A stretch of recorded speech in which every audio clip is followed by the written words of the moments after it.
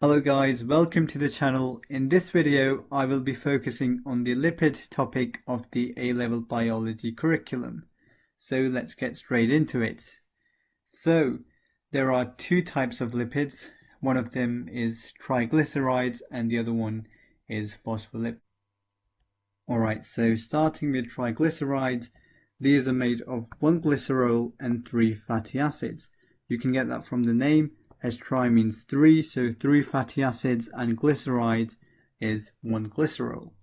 So they are formed in a condensation reaction between glycerol and fatty acids, so 3 fatty acids, and that forms a ester bond between the glycerol and fatty acids. So in the picture below, this is the glycerol and these are the fatty acids. So you can see 3 fatty acids join with the glycerol. These require 3 molecules of water, and there it is. This is the ester bond between the glycerol and fatty acids. So moving on, there can be either saturated or unsaturated fatty acids.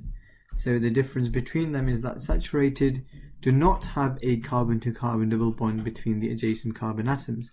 So as you can see on the right, there is no double bond between the carbon-to-carbon atoms in the saturated fatty acids.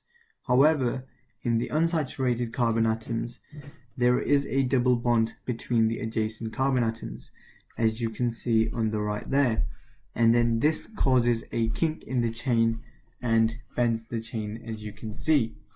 Alright, so moving on to the phospholipid. That's made of 1 glycerol, 2 fatty acids, and a phosphate group. So this is a triglyceride, and you form a phospholipid by removing one of the fatty acid chain and adding a phosphate group instead of the fatty acid chain.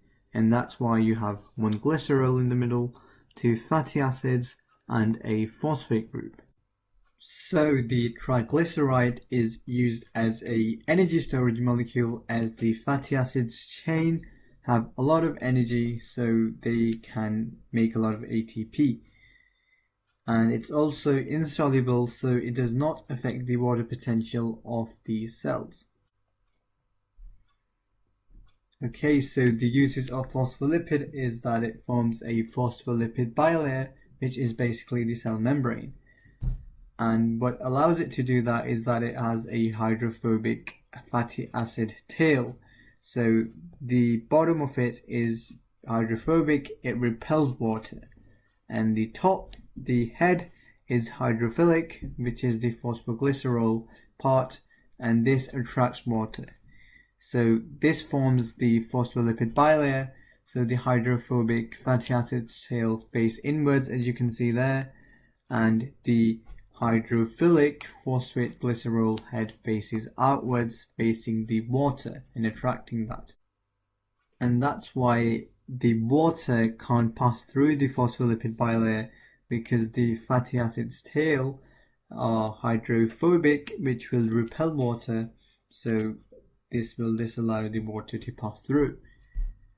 Okay, so it's an important Right, so it's very important that you know that the hydrolysis of triglycerides and phospholipid, which basically hydrolyzes the ester bonds, this lowers the pH as the fatty acids are released, and because they're acids, they will lower the pH, so keep that in mind.